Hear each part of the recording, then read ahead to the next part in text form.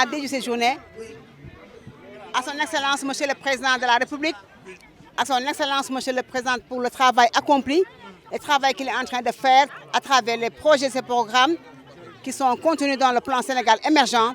dans lequel il place la femme en axe prioritaire et transversal pour l'égalité des sexes et l'autonomisation de la femme. Donc c'est une grande fierté pour nous d'avoir présidé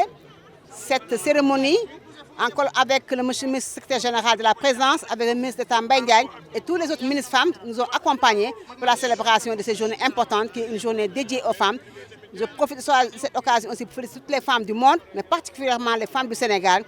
les braves femmes du Sénégal, d'ici et de la diaspora, les femmes des villes et des campagnes qui sont toutes mobilisées pour venir célébrer cette journée ici au Grand Théâtre de Dakar. Par rapport à la promotion de la condition de la femme, on est fiers. Dans tous les domaines, la loi criminalisant le viol et la pédophilie, la loi sur la parité sont des preuves. Célébrer et promouvoir au quotidien la femme, c'est protéger la société, c'est garantir sa stabilité et c'est le meilleur moyen de préparer au mieux l'avenir. Célébrer et magnifier la femme, c'est par-dessus tout bâtir en permanence un monde d'égalité, un monde de paix et un monde de communion et de concorde. Sans revenir sur le thème du jour,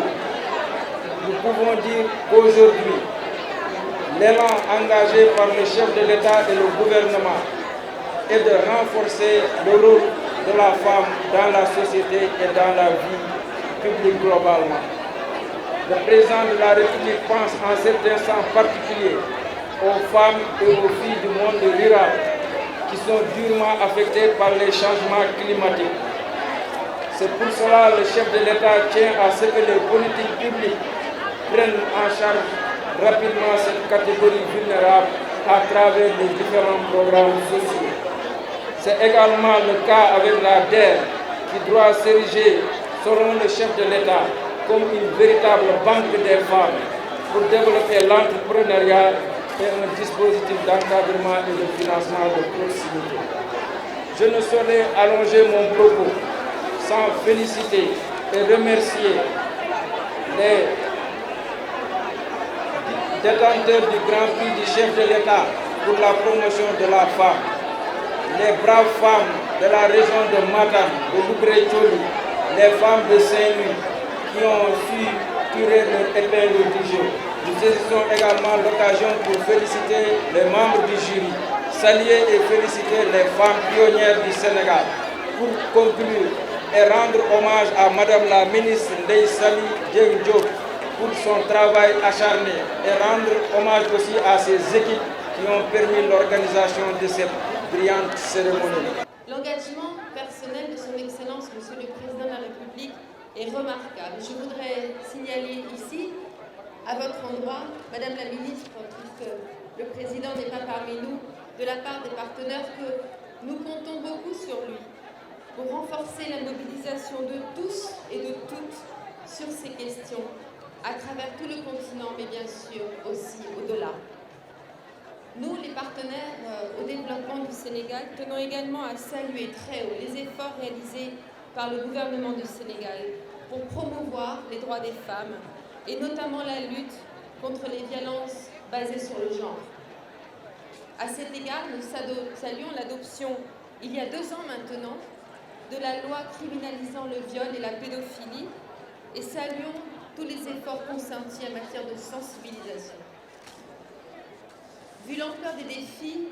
nous voudrions vous encourager à renforcer encore cet effort, cette mobilisation, cette formation, afin d'assurer la mise en œuvre effective de cette loi à travers tout le territoire et d'appuyer aussi le développement de données fiables autour de tout type de violence ou de discrimination basée sur le genre. Nous, les partenaires au développement du Sénégal, aimerions également vous inviter à mettre en œuvre les réformes pour l'élimination des normes discriminatoires envers les femmes et les filles qui existent dans les textes législatifs et réglementaires. À cet égard, l'une des questions qui nous paraît importante est le relèvement de l'âge du mariage des jeunes filles à 18 ans. Et en outre, l'application effective de la loi sur la parité lors des prochaines échéances électorales nous paraît également cruciale. Madame la Ministre, Mesdames et Messieurs, Le thème choisi cette année pour la célébration du 8 mars est celui du rôle des femmes dans la lutte contre le changement climatique, et je vais y venir dans un instant. Je voudrais tout d'abord et très solennellement adresser un message de solidarité et de soutien à toutes les femmes et à toutes les filles de par le monde qui se trouvent aujourd'hui dans un contexte de conflit ou de guerre, et rendre hommage à leur courage et à leur résilience. Je pense notamment aux femmes ukrainiennes qui depuis plusieurs semaines maintenant sont confrontées au drame d'une guerre qui a totalement bouleversé leur quotidien.